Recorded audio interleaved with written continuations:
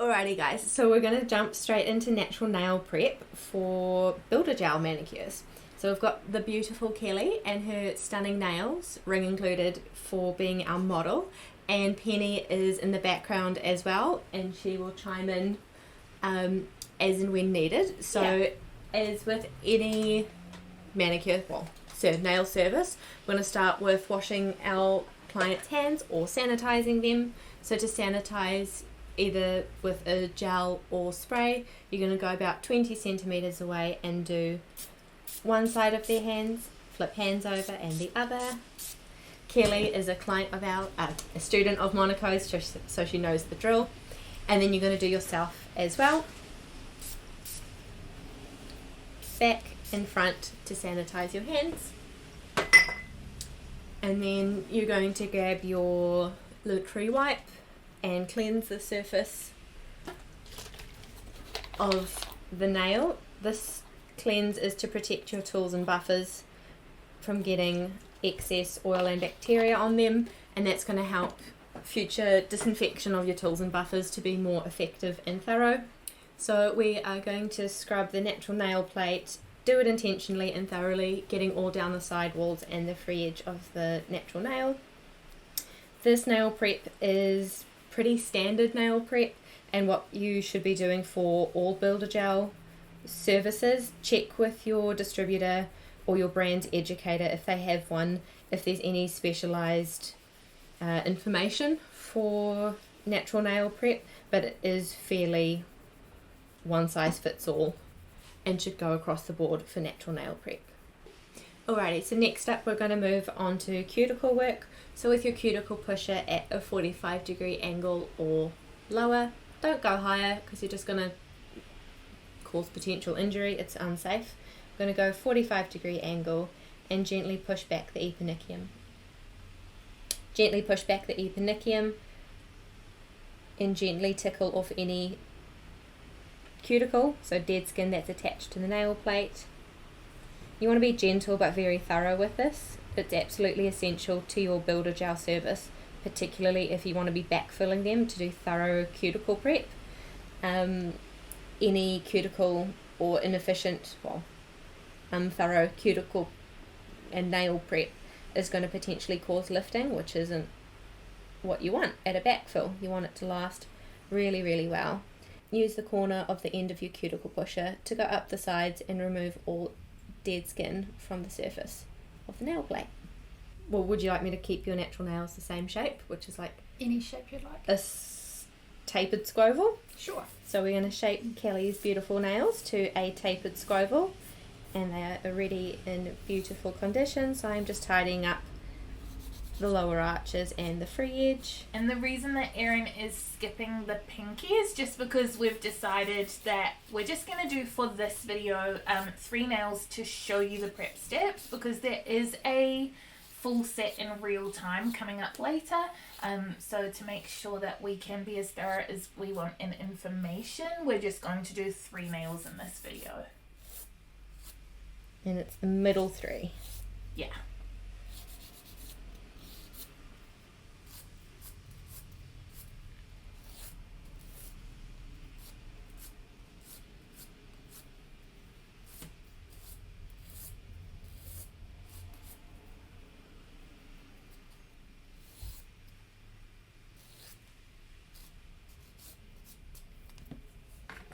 Beautiful.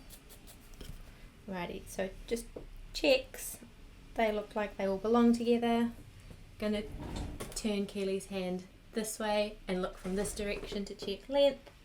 They're all very equal, and I'm going to turn her around and look from this perspective and make sure I'm happy that they are all even.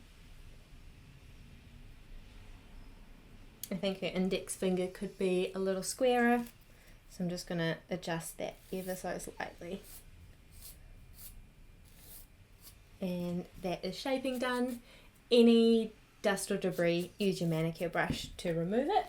And then we're going to move on with buffing the natural nail. And Erin, before you do the buffing, the sanitizing, the shaping and the cuticles, do they differ in any way between brands?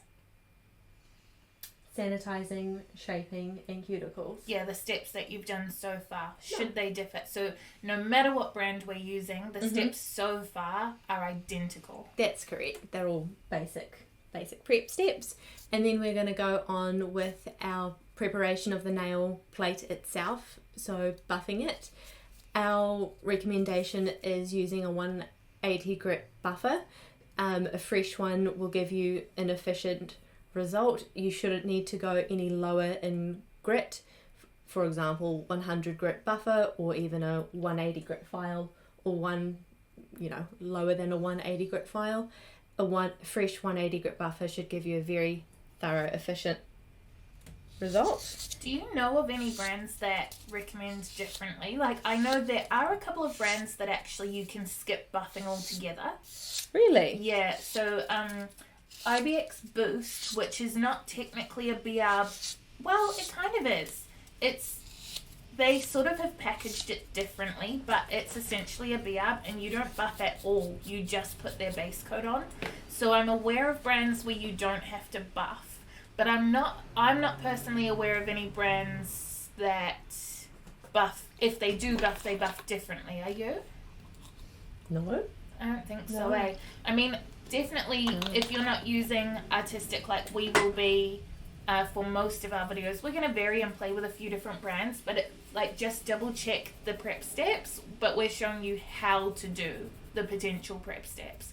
Pretty sure this is fairly standard across all brands though. Very standard. Any variation would be very slight and would be very specific to your brand, so we couldn't possibly tell you every single potential variation. This is pretty much it. Yeah.